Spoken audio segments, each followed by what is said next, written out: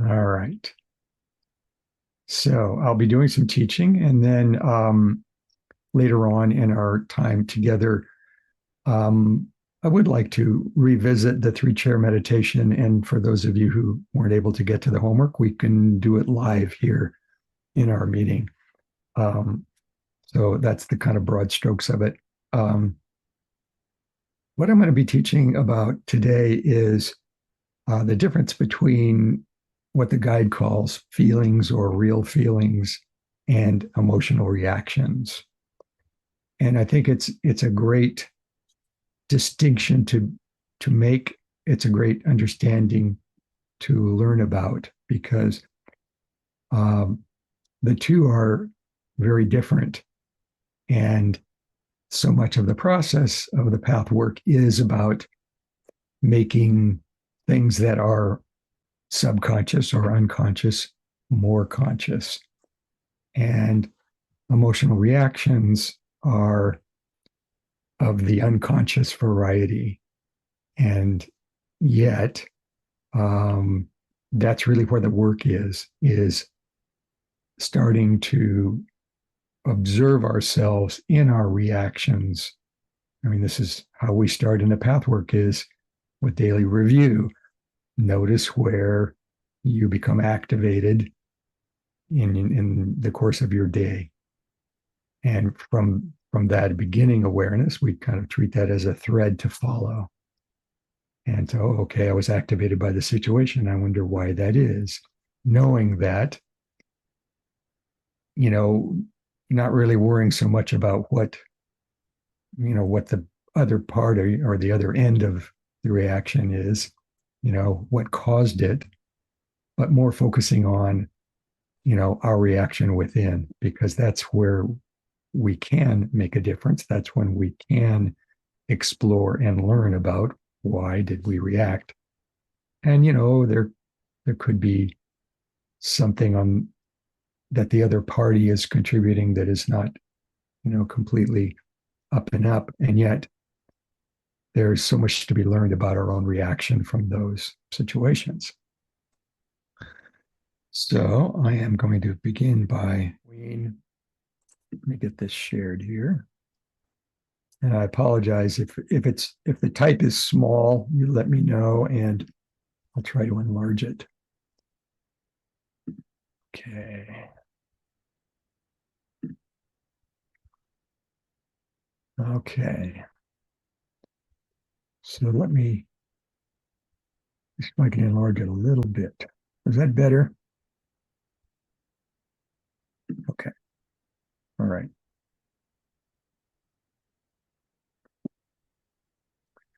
So it's an important distinction here that we make in the pathwork between what we could call true feelings versus emotional reactions. So, true feelings, the guide often talks about as soul movements, which are really currents in the life force. And another important feature of true feelings are they are experienced in what we call in the now moment or in the present moment. And to contrast these two ideas on the emotional reaction side, emotional reactions are really unassimilated pain from the past, and we use them as a defense against real or true feelings. So when we become triggered with an emotional reaction, we're simply kind of replaying a reaction against an event in our past, and we're overlaying it on the current situation. So we're not really present with what's happening, and we're not really open to the truth of the situation. We're just simply reacting from our past experiences and generalizing it to this current situation. So we're really not in reality. Another thing about true feelings is that they follow a natural cycle of increasing and decreasing intensity. When you have a true feeling, this current of energy in our life force. The experience, can grow and in intensity or in feeling quality, but they don't last forever. Eventually, they will decrease. It's a kind of a natural rhythm of a true feeling. Whereas an emotional reaction, we tend to either exaggerate or minimize a real feeling or even a reaction. And so this ends up covering up a true feeling because we believe that we cannot bear this true feeling, thinking that it would be like a death for us. Like we don't believe we have the capacity to experience this feeling. Another quality of a true feeling is that they are not really good or bad. They're simply appropriate for the circumstances. They're just a current of the life force. Whereas an emotional reaction so often is a blaming or projecting, judging a situation or another person as good or bad. And it can be another person. You can be blaming life. You can be blaming God. And it's very different than simply experiencing a flow of feeling in the moment that is appropriate for the situation. Another thing about true feelings are that they are spontaneous. They cannot be forced or produced. They are simply a natural response to a current situation. And so true feelings, they can include the whole spectrum: love, joy, sadness, anger, grief, regret, awe, compassion, gratitude, happiness, contentment, disappointment, and what I would call justified fear. And so, what makes these true feelings are that they do arise spontaneously from the soul, from the life force, as an appropriate response to what's happening right now in the present time. So anger can be a totally appropriate true feeling if you're in a situation where your boundaries are being violated and even after speaking up, the person is not hearing you, then you may find a kind of a surge of anger coming up and you defend your boundaries appropriately. But what's kind of unique or good about this true feeling is that once the situation has been rectified, the anger subsides. You return to your sort of baseline feeling of safety and, wanting to engage socially. And the whole event has come and gone, and it's been a natural response. On the emotional reactions side, as a contrast, instead of being spontaneous, they usually contain a demand or a forcing current that you want life to be different than it appears or is showing up, or that life should be your way. It should show up the way you want it. And so emotional reactions, on the other hand, are unjustified anger, where you are acting, from your history. And, this situation may be somewhat similar, but you're basically overlaying or applying anger from the past onto the present situation. And so there's a whole list of experiences that could fall into the emotional reaction category. So unjustified anger, anxiety, and I'm talking about sort of chronic anxiety, unjustified fear, where you're in a situation that is really not life-threatening, and yet you are experiencing a lot of fear. And that's an example of an emotional reaction, and it's probably also going to be linked to a past trauma. Other emotional reactions can be judgment of yourself or other people, feeling jealous, feeling a sense of resignation or hopelessness where there's just doesn't seem to be any way out. Those two are particularly um, good signs, you could say, that an emotional reaction and an image is operating.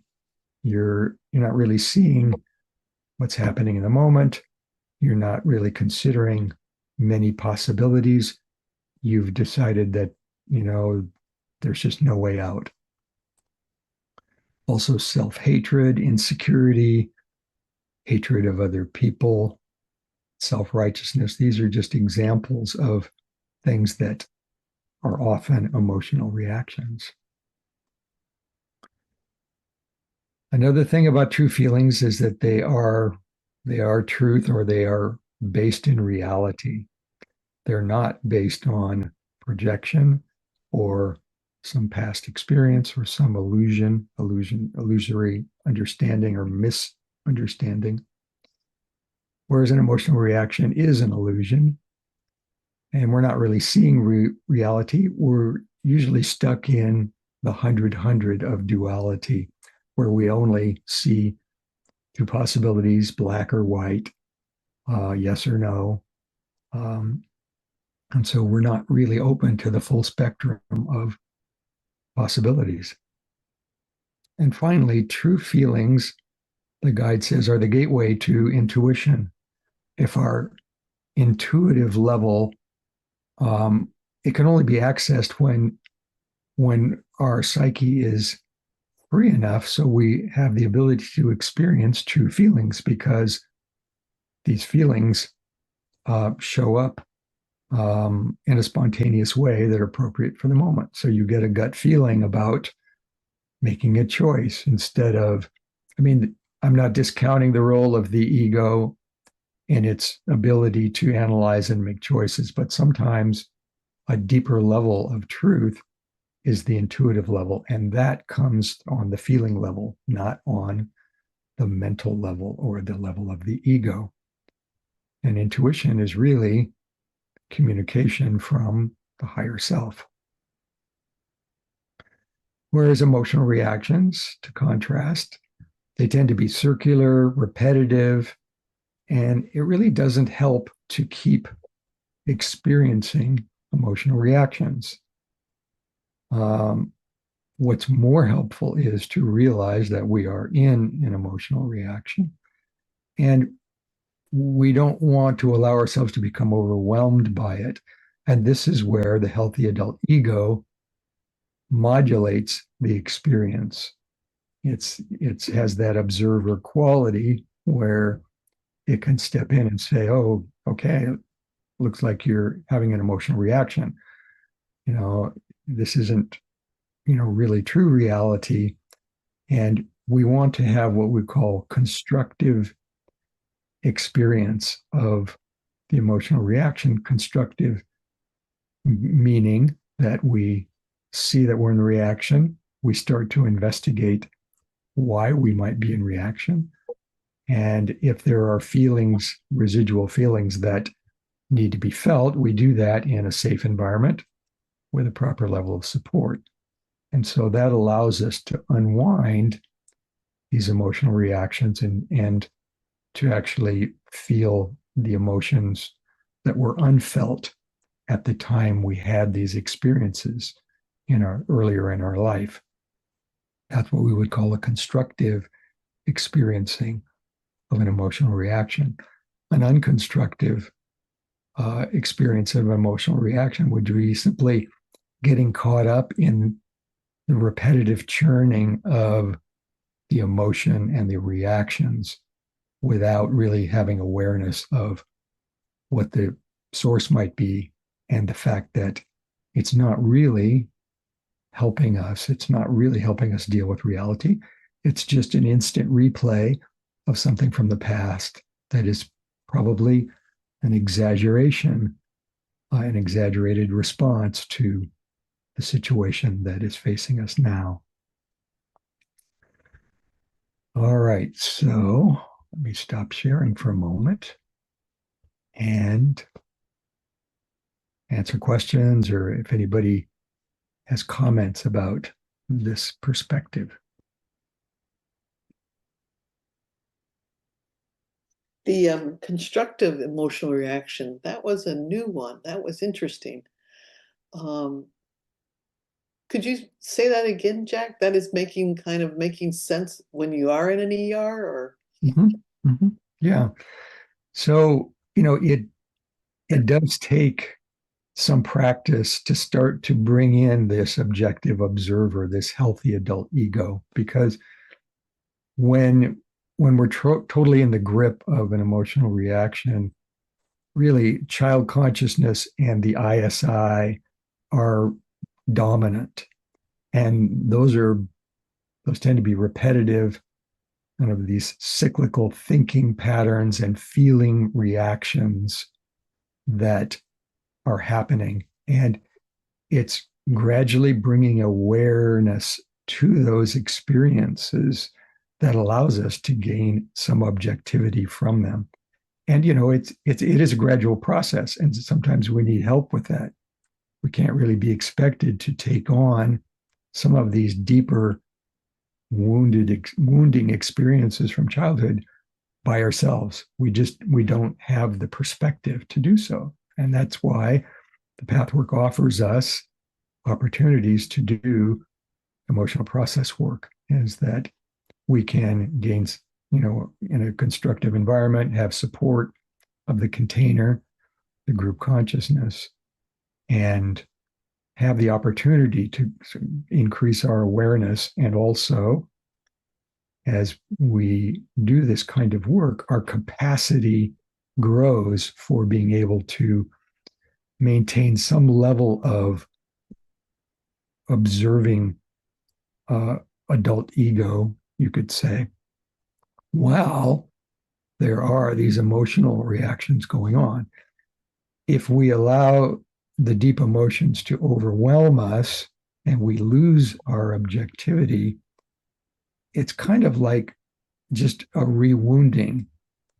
And, when we talked over our Pathwork weekend, I showed you the chart of the somatic experiencing, where we can sort of track these responses of the nervous system. Where we move out of a feeling of safety, we go into this sort of alarm level, fight or flight response. And sort of the ultimate level of that is this freeze response, where we're almost completely offline with our higher faculties, our observer self. We don't really want to, if we can help it, go into those really intense states, because our ability to actually process the emotions in the experience and the energy is not there. We're just simply overwhelmed by this experience. And so a constructive experience of an emotional reaction is where we can maintain some amount of, or at least we can go back and forth, let's put it that way. And this is what in somatic experiencing we call pendulation. We feel a little bit of the emotional reaction without letting it become overwhelming. And then we kind of move back into an objective observer adult state. And when we can start to hold both of them simultaneously, that adult observer is starting to come online.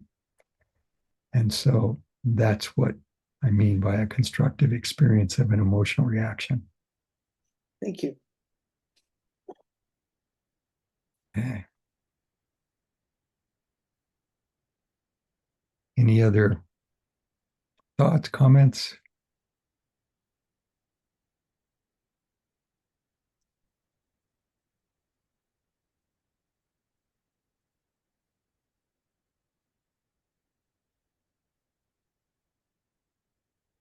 I'm going to read, let's see here. I get to something else here. All right. So the print is very fine here on what I'm going to read you. So I'm just going to read it.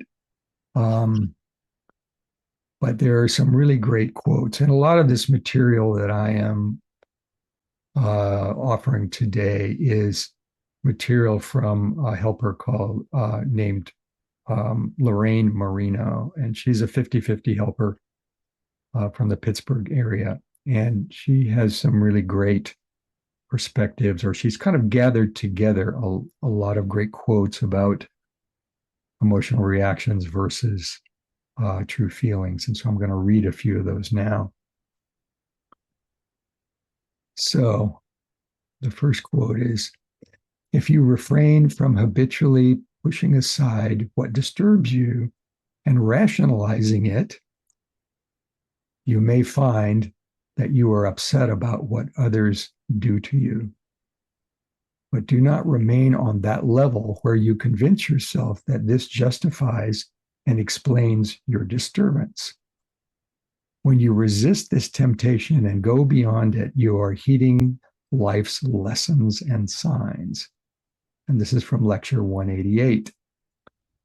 And I think what the guide is saying here is that we don't want to just allow these emotional reactions to come up and for us to believe that this is a justified response to the situation.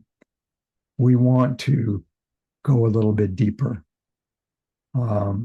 We want to resist the temptation to just believe this ER is reality. We want to try to go deeper into it, find what the cause might be. And in a sense, we're heeding life's lessons and signs. And what the guide, I think, means by this is, the images that are formed from difficult experiences in childhood, they remain in our system, in our feeling level, and in our nervous system as unprocessed energy. And they're kind of like knots in the system. And those knots actually kind of have a magnetic quality to them, and they will attract outside experiences that, in a sense, give us an opportunity to resolve these unprocessed feelings within us. And so in the beginning, when we don't really have this understanding, we can view these things that come to us from the outside as inconvenient or scary or, something that we don't want. But from the wider perspective, this is actually life bringing us an opportunity to resolve, or at least work on a little bit, these areas in our system that are not fully free. They have these knots in them. So another couple of quotes here. This has to do with the value of the true feeling level. And the guide says from lecture 93, spirit travels on the vibration of feelings. Feelings are the ultimate reality. But to experience them, you must go through many other realities, meaning these layers of emotional reaction, wrong beliefs, images, the ISI, child consciousness. It's like we have to work through those levels before the true feeling level starts to flow freely. And when it does, our connection to spirit becomes much clearer, much stronger, and our intuition comes online in a more conscious way. Yeah, can you repeat that first, just that first sentence? Spirit moves through emotions. What was it that you? Okay. Let me try to share this and see whether it works here. Let's go back. Let's go to. Okay. Let me enlarge this a little bit. So I'm reading number 2 here. Okay, good. I'm reading number 2 here. Spirit travels on the vibration of feelings. Feelings are the ultimate reality. But to experience them, you must go through many other realities. And I will make all these quotes available to you in the Dropbox when we're finished. Thank So, you. yeah, number 3, we cannot gain spirituality by neglecting our emotional processes. Love cannot be given without emotional maturity. The ability to love is a direct outcome of emotional maturity and growth.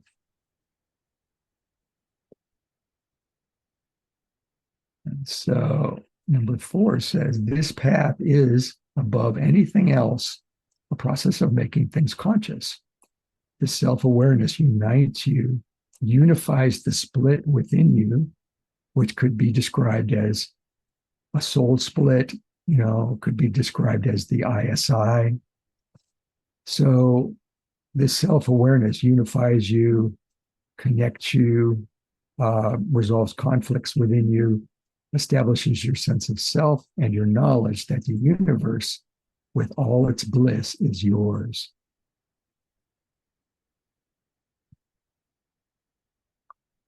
And then number 5, while the dissolution of childhood conflicts is essential to bring about this new state of being, it is important to recognize that this objective is not an end in itself. Since it is not, if you stop short with that aim, you are bound to be stopped short in fulfilling yourself. In many instances, you will not even succeed in resolving or really solving these conflicts if we're just working on the level of child consciousness. The transition from self-centered, isolated state into the state of union with all, the recognition of yourself as an integral part of a whole in creation that strives endlessly and ceaselessly towards this greater fulfillment. Only when you take this greater aim into consideration for your personal goal will you be capable of fulfilling of yourself.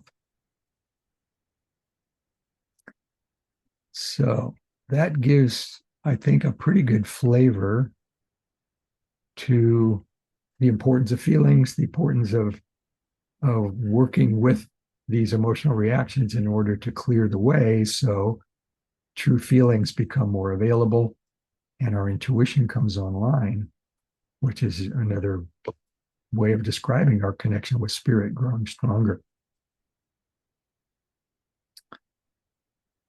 Okay. Yeah, Misha. Jack, just a follow-up question on the second bullet point that you read. Feelings Yeah. are the ultimate reality, but to experience them, you must go through many other realities. That last part, many other realities, what is that referring to? Okay. It is, I believe it is referring to, the levels of illusion within our psyche, just as examples, are the idealized self-image, which is a kind of duality. It's this split within us where we, in order to strive, our belief as child consciousness is that I should be able to have 100% pleasure and I shouldn't have any pain. And that is really a misunderstanding for the human level of experience on Earth.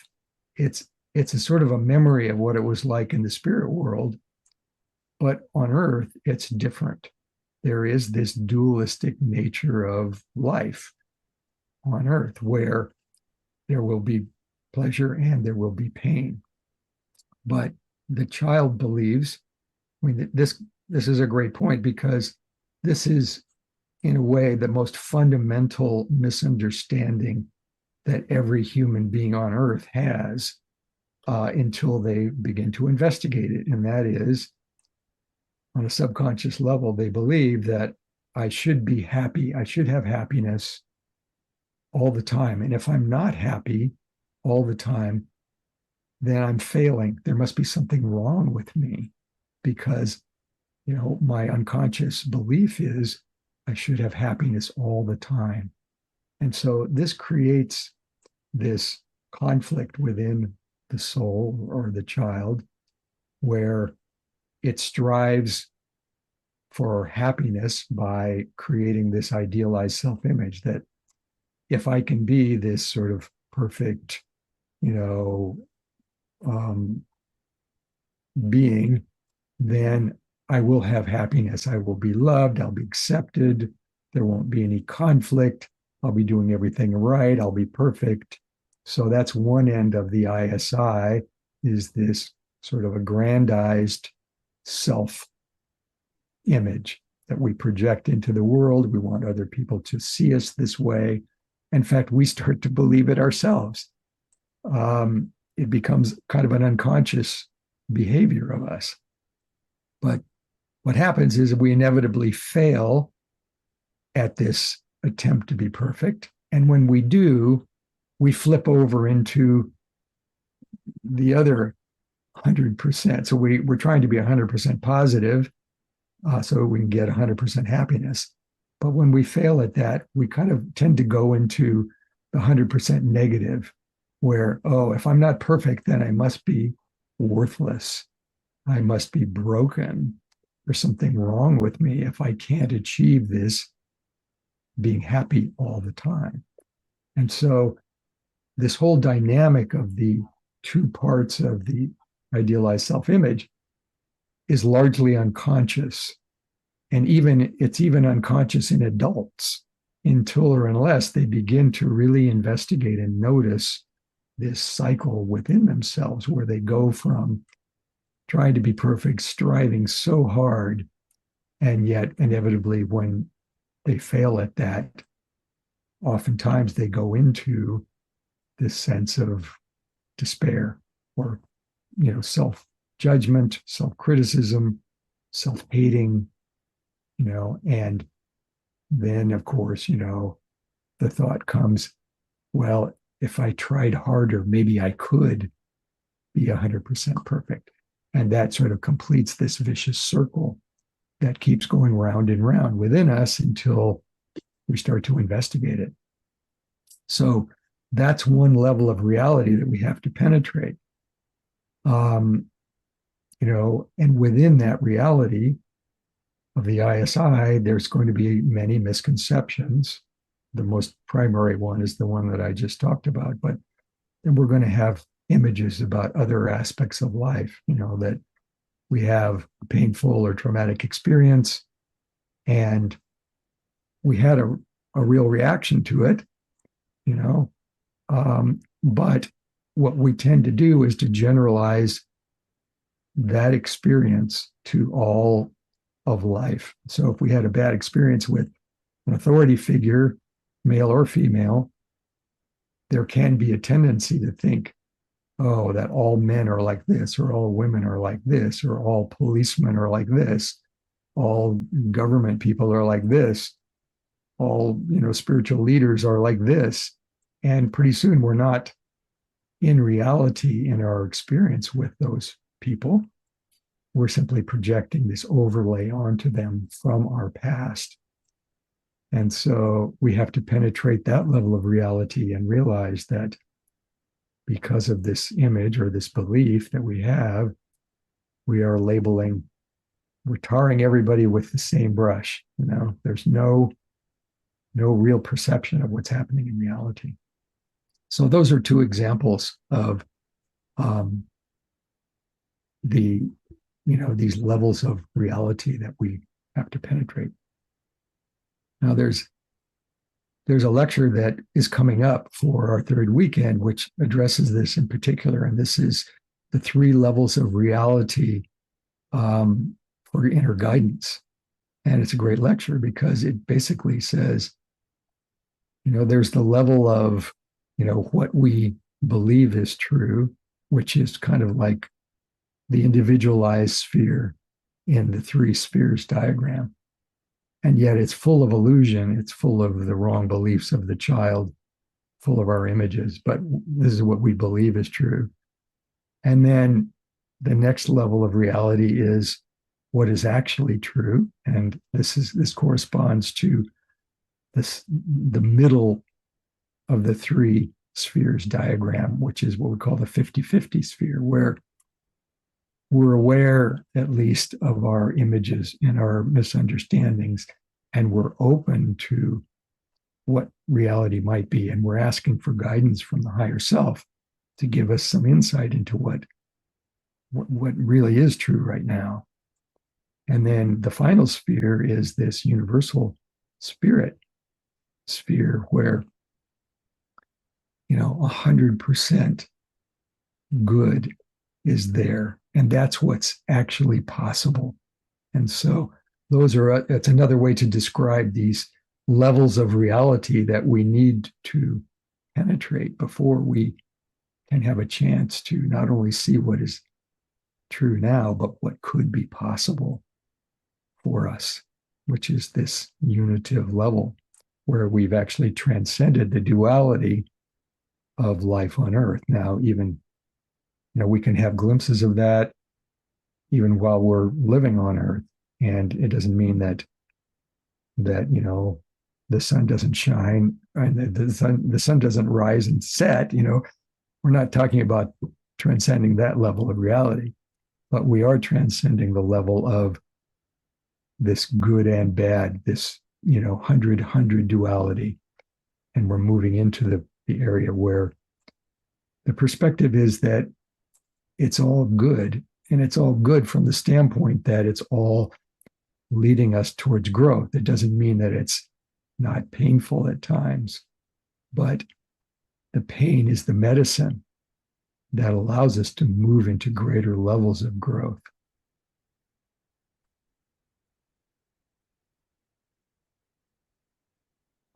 Okay, let me go back and share a little bit more here.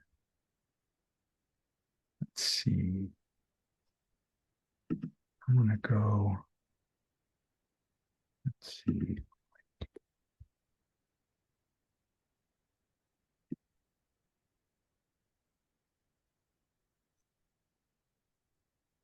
All right, so. Jack, could you repeat that last thing you just said? The pain is the medicine that allows us to grow. That was such a great quote. Okay, it's Yeah, in no, this, in yeah, this in this unitive state. The guide talks about there's only 100% good, 100% happiness, and it's different than just trying to take the good part of duality and making that our experience. This level of good transcends the duality between good and bad, so to speak, or positive and negative, or happiness and unhappiness. It's actually at a whole deeper level. And at that level, you see that whatever is coming to us in life, no matter how painful it might be in the moment, it's bringing us, or it's allowing us an opportunity for growth towards a greater state of freedom. And so that's why when even difficult circumstances come to us from the outside, from the perspective of the unity consciousness, it's something is showing up that is allowing us to revisit our reaction from a previous part of our life, from history, and to resolve it so that we can move towards a greater overall state of well-being. Now, the guide also says it's important to understand that it doesn't mean that you're never going to have a painful experience again while you're living on earth. That's not what he's saying.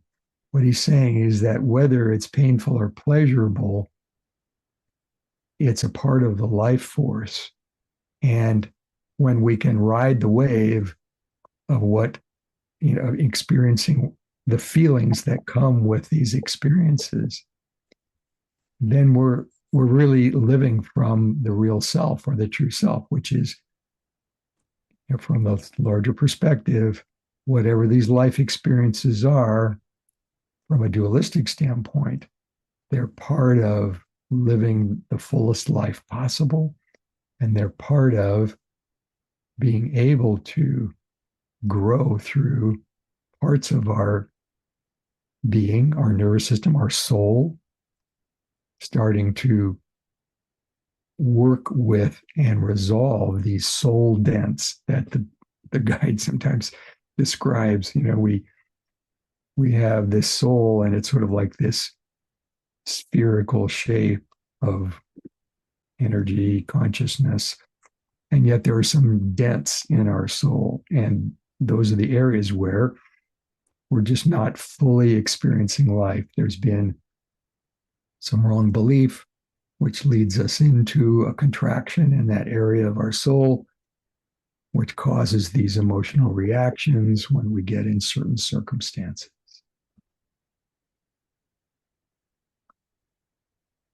Does that help? Mhm. Okay, good. All right, so let's talk about some symptoms or indicators of an emotional reaction. These, I think, will be fairly familiar. So having a sense of urgency in a situation is oftentimes, now I'm not talking about, a real crisis where you need to act swiftly. I'm talking about a situation that we're having a sense of urgency, and in reality, it's a kind of a misperception of the intensity of situation. It's coming out of our past. It's this feeling like I don't really want this to be happening, and I'm feeling really anxious about it. I'm having a sense of urgency that I have to, that reality needs to be a different way than it is. That's the sense of urgency that I'm talking about here. So some other symptoms, blaming is a pretty obvious one. If we're in blame towards another person or a situation, life, God, we're definitely in an emotional reaction. Tension can be also a sign of an ER. Feeling numbness or frozenness is definitely a sign of an emotional reaction. Obsessive thinking, where instead of just having this smooth feeling experience that sort of grows and then intensity and then becomes less and then is sort of gone. Obsessive thinking is we keep churning, it's like after we've had some intense experience, it's like in our mind, oh, I should have said this. This person was so wrong. I should have, done this, that, or the other thing. And we keep replaying the situation in our mind, trying to make sense of it, trying to, see how we could have won by doing something different, how we could have prevailed.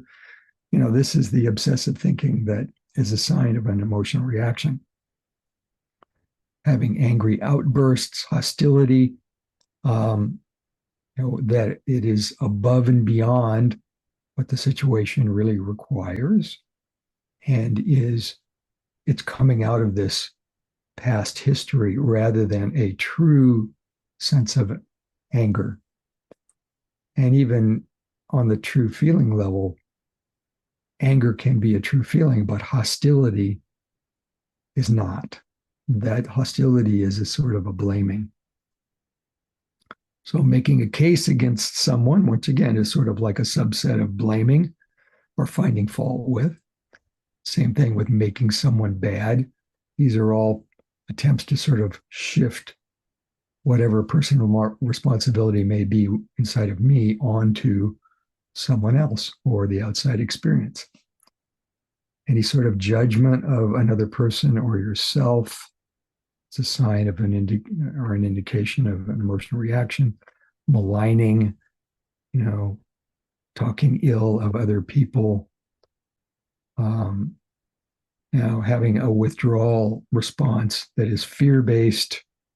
That's, it's a certain kind of defense that the reason type uses quite often.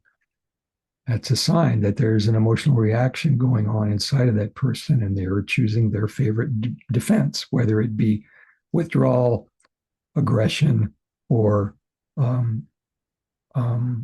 submitting. Those are the three sort of categories of defending for the three personality types. Feeling disempowered, feeling victimized, rebelling. These are all other indications of emotional reactions are at play here, and it's an opportunity to either in the moment or afterwards, reflect on that experience and investigate, well, what was really going on here? Why was I reacting in this way? So this quote is a particularly helpful one here.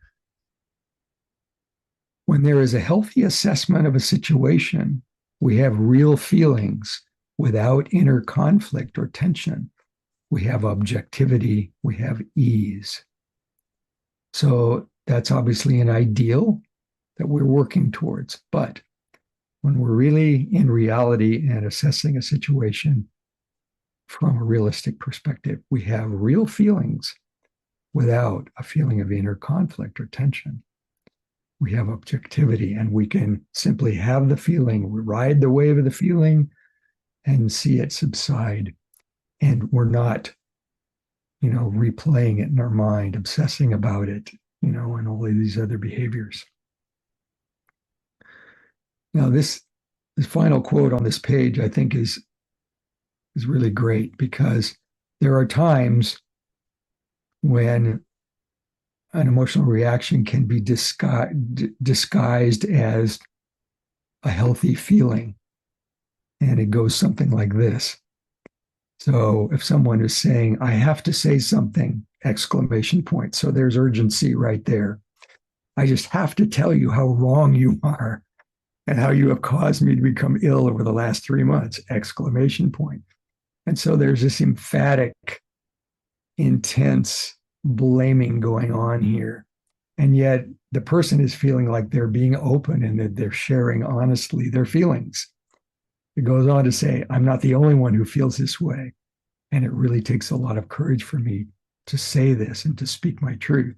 So what, is kind of sounding like, from their standpoint of openness and sharing their feelings, is really filled with emotional reactions.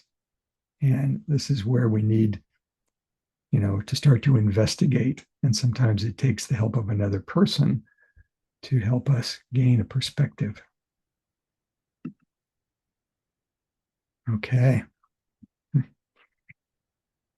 Any other thoughts, reflections at this point?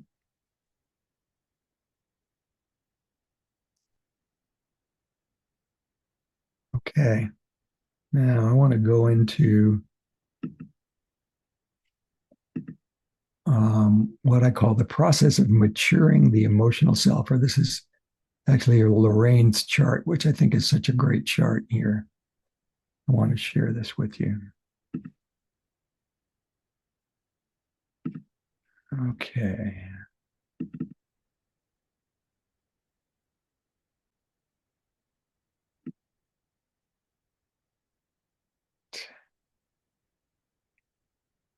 So the process of maturing the emotional self. So this is what we could describe as a benign or a beneficial, virtuous cycle instead of, a vicious cycle. So we start here with ourself and ourself in a state of self-acceptance. So we let go of the false image, the ISI, of how we want to appear to others and to life. And we move into the state of acceptance of imperfection, which is what I was describing before as there is this sort of fundamental misunderstanding that underlies all emotional reactions. And it has two parts. One is we're living on the earth plane, and it is imperfect from the standpoint that we cannot have 100% happiness all the time. Now, the child doesn't understand this. It believes that it should have happiness 100% of the time. And that starts a whole chain reaction that causes lots of strife and grief. But if we can accept the imperfection of the earth plane and simultaneously, or as a result, accept ourselves as being human beings, being imperfect, still evolving, still growing, if we can accept these aspects of life on Earth, it allows, let's see if I can scroll up here. It allows awareness of immature emotions and emotional reactions. It allows us to do what she calls, I think is a great description, to do constructive expression rather than destructive expression of these emotional reactions. And as we can do this kind of emotional constructive expressing or processing, it brings relief to the system. And this is the purification part of the pathwork. We are purifying these wrong conclusions within the soul. And it brings not only relief on an emotional level, but there's actually, on a biochemical level and an energetic level, there is a release from the system of these blocks, these impurities. And that leads to a greater organic development within the soul, which leads to new warm feelings, which leads to a better and more discriminating view of life. Like our ego is healthier, our adult, mature, emotional self is more mature. We can make better analysis of situations, more truthful. And that leads to growth, to more love, and to a greater connection with spirit. So I think this is a beautiful way to understand how to work with these emotional reactions and how doing it in the right way leads to emotional growth and a greater evolution of the soul.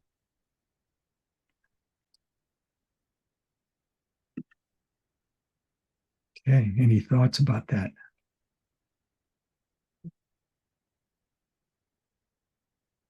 I know it's kind of a lot of information to take in all at once.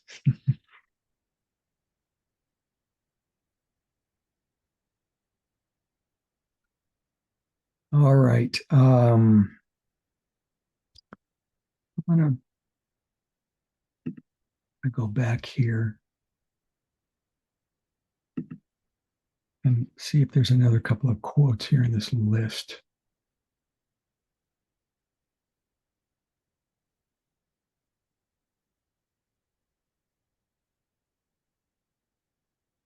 Yeah.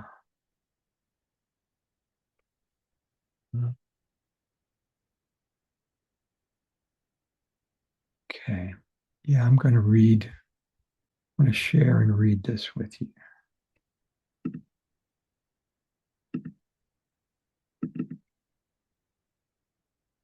Okay, number 19 here. The transitional period, which is what we call in the 50-50 work, is this middle sphere of the three spheres where we have a more balanced perspective. We have and accept pain and pleasure, and we can make a choice how we want to react. It isn't that we don't have these emotional reactions, but we have a better opportunity, we have more capacity to make a better, healthier choice when these emotional reactions come up.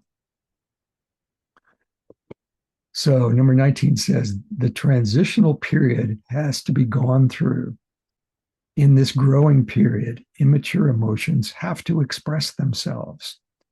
Only as they are allowed expression, so you can understand their meaning and significance, will you finally reach a point when you will no longer need such immature emotions. This will not happen by a process of will or by outer mental decision, but an organic process of emotional growth will occur where feelings will naturally change in their direction, in their aim, in their intensity, in their nature. This can only be done if you experience your emotions as they exist now. You will be able to trust them, be guided by them, That is the final aim of the mature, well-functioning person. Right of us that, especially when we're dealing with our child consciousness, that, if we're expecting our child to just get over it and to just grow up, that attitude alone will be enough to prevent the child from feeling accepted enough to express the feelings that it needs to express. And that's a really fine level of discrimination that we have to have. We don't want to allow the indulgence of negativity and the acting out of it, but we do want to encourage the expressing of it in a safe container. And that's where in the 3-chair meditation, the role of the healthy adult ego is to mediate between child consciousness and the higher self. And so it's really the adult is reaching down towards the child consciousness and encouraging that child consciousness to express all of its irrational beliefs, emotions, demands. And yet, if there's the slightest level of judgment coming from the adult ego, the child has great radar. It simply won't express it. It will feel that it's unsafe, and it simply won't. Especially if you're a reason type, it's so easy to just expect that child, come on, just get on with it. You'll be so much happier if you can just get on with it, Mm-hmm. And the child won't do it unless it feels accepted as it is in its imperfection and irrationality. And so that's a very delicate negotiation. But the self-acceptance part is absolutely essential. And it really is a 2-part process. You have to accept your own imperfection and feel absolutely fine with that.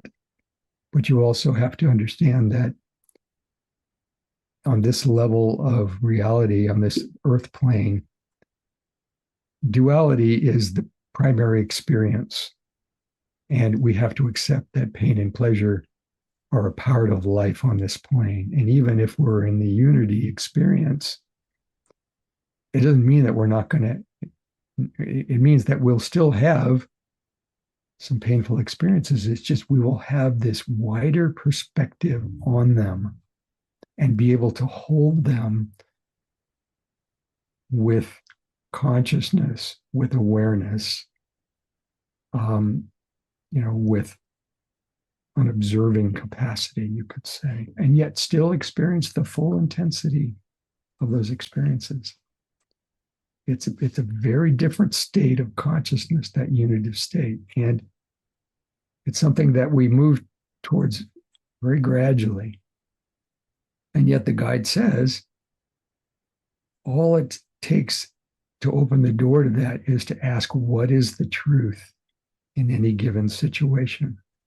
And that helps to kind of disengage us from the 100-100 duality and open us to a range of possibilities that we wouldn't normally consider. And so that is opening the door to unity, and we can get some input from the higher self. But it doesn't mean that we are going to be able to live in that unitive state. And that's a pretty, that's a lofty experience, and it takes a lot of growth to get there.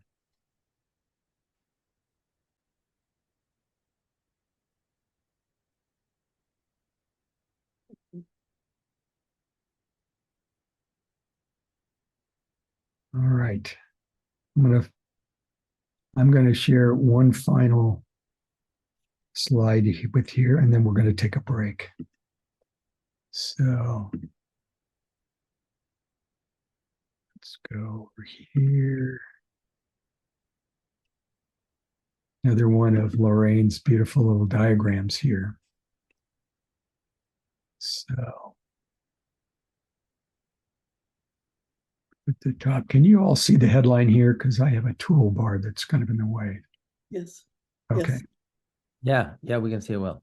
So what it says is making the transition from reacting, we're talking about emotional reactions, to experiencing.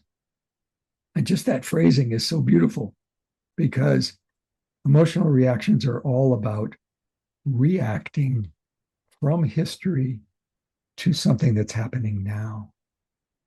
And that's opposed to experiencing what's happening now, which is possible when we've done some emotional processing and we have more of that observer self online, and more of our true feeling level is available to us, because from that level, we're simply experiencing what's happening, whether it's good, bad, positive or negative, quote unquote.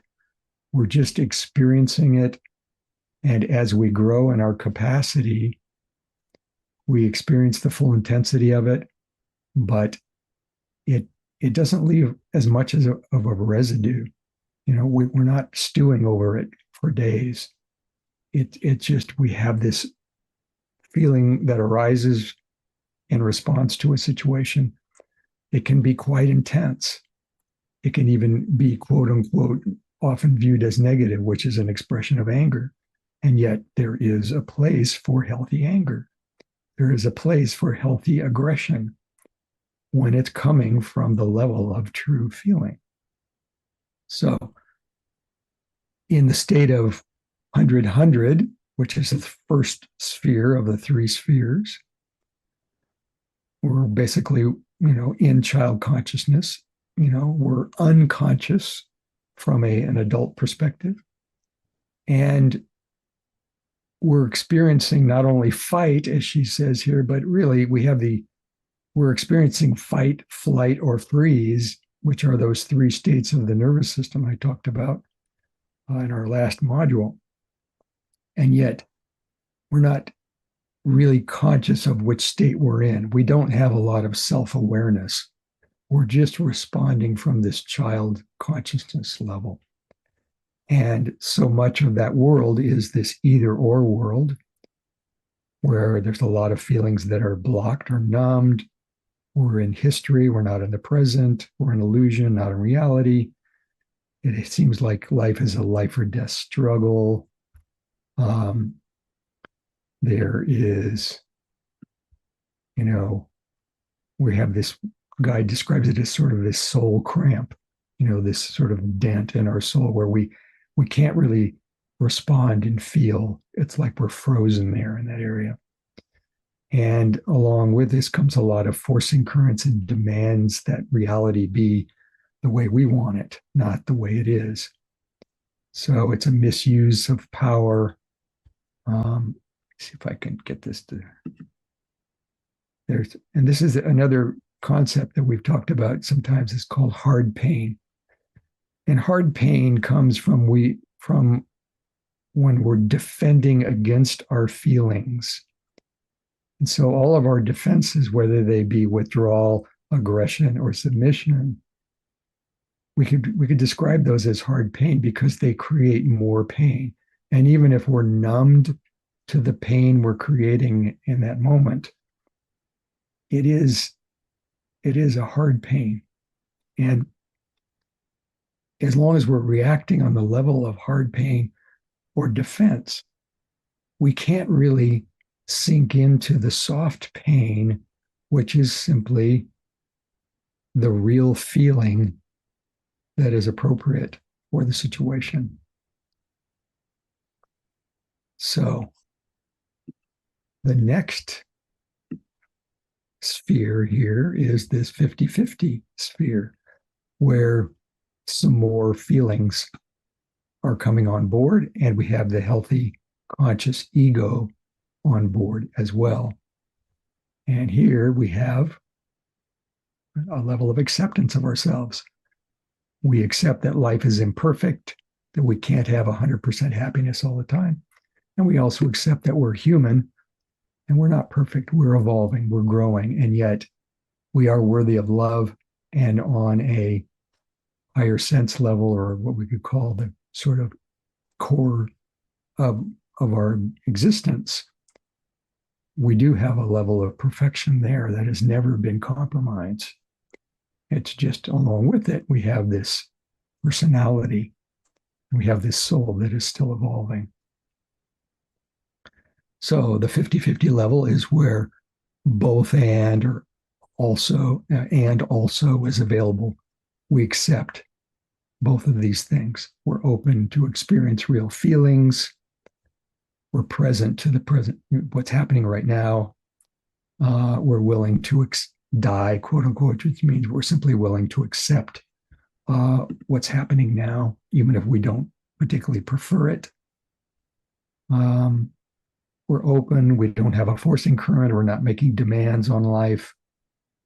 We have a positive use of divine attributes within us. Sometimes some of the feelings we experience are what we could call inconvenient or not particularly preferred, but they're not unbearable the way they are in child consciousness. And so this is the level where the idea of soft pain lives, where we're simply feeling an appropriate, true feeling for what's happening in the moment. And we're also a lot more able to understand truthful concepts, the 50-50 world, and we're compatible with the divine. There's no blame. We're taking self-responsibility. And we have this me and you a feeling rather than me or you.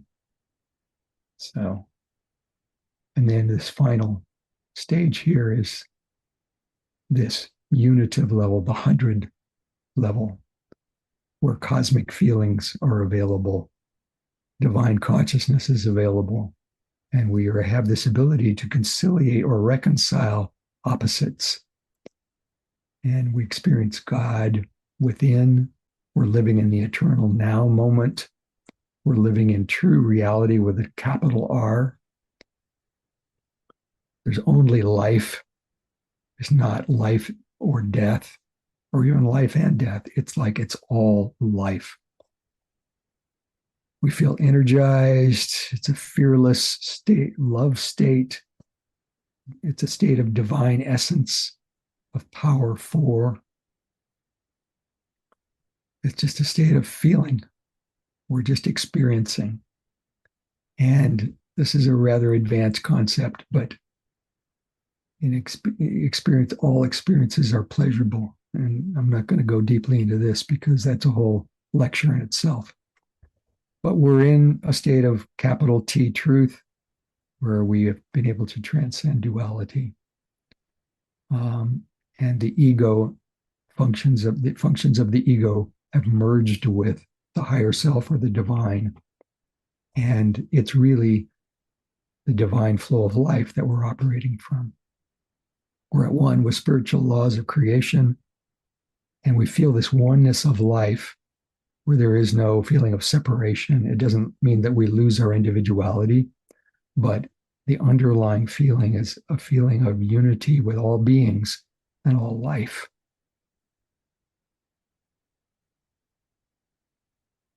All right. So